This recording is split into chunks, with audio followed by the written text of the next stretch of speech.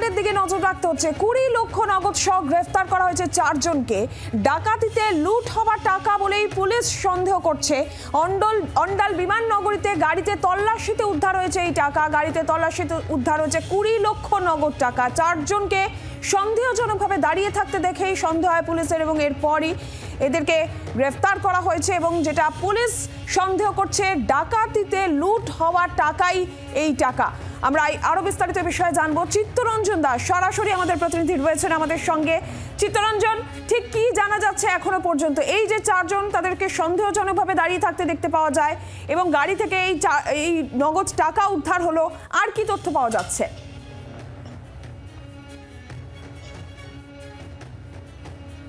দেখো নীলাঞ্জনা, এই যে তথ্য পাওয়া যাচ্ছে, গতকাল সন্ধ্যা 8টা নাগাদ অন্ডাল থানার পুলিশ এই বিমাননগরী যে জায়গা আছে, অন্ডালে বিমাননগরী, অন্ডাল থানা এলাকা, সেখানে একটি ক্রেটা গাড়ি, 4 চাকার ক্রেটা গাড়িতে এই 4 জন দাঁড়িয়ে থাকতে দেখে সন্দেহজনক অবস্থায় পুলিশ।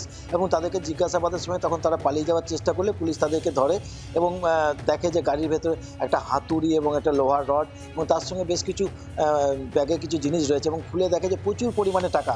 এবং সেই টাকা তাদেরকে তখন জিজ্ঞাসাবাদ করে তারা তখন বিভিন্ন ধরনের অ্যান্সার দিতে থাকে। বলে তারা নাকি পাথর খাদানের মালিক। এরা যেমন সাগর যাদব, সে নলহাটিতে বাড়িতে এসে বলে যে সে পাথর খাদানের মালিক, এবং বিভিন্ন সময় বিভিন্ন রকম কথা বলতে থাকে। এবং সঠিক উত্তর না পাওয়ার জন্য পুলিশ তাদেরকে থানায় নিয়ে যায় এবং জিজ্ঞাসাবাদ করে তাদের সঠিক উত্তর না পাওয়ার জন্য তাদেরকে আজকে দুর্গাপুর মহকুমা আদালতে তোলে। 3 দিনে তাদের পুলিশি রিমান্ড পেয়েছে এই 4 জনকে। এবং একজনের নলহাটিতে বাড়ি, বাকিদের এই এলাকায় কাজরা এলাকায় বাড়ি, অর্থাৎ অন্ডাল থানা এলাকায় বাড়ি।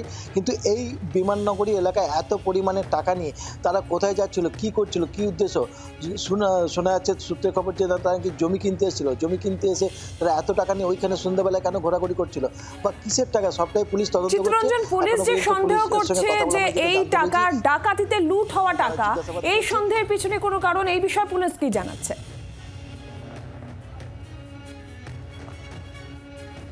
হ্যাঁ দেখো, এই বিষয়ে নীলাঞ্জনা যেটা জানছে, কারণ তাদের সঙ্গে হাতুড়ি ছিল এবং রড, অর্থাৎ শাবল টাইপের রড ছিল এবং লাঠি ছিল। সেই কারণেই ভাবছে যে প্রাথমিকভাবে যে কোথাও টাকা তারা লুট করে এসেছে এবং এখানে জড়ো হয়েছে, আবার হয়তো তারা অন্য জায়গায় লুট করতে যেতে পারে বা হয়তো লুটের টাকা ভাগ করছে। সেটির কারণেই প্রাথমিকভাবে তাদের মনে করা হয়েছে। তবে লুটের টাকা না অন্য কোনো টাকা, সেটা কিন্তু পুলিশ তদন্ত করছে। নীলাঞ্জনা। বাংলার আওয়াজ, বাঙালির আবেগ, জি 24 ঘন্টা।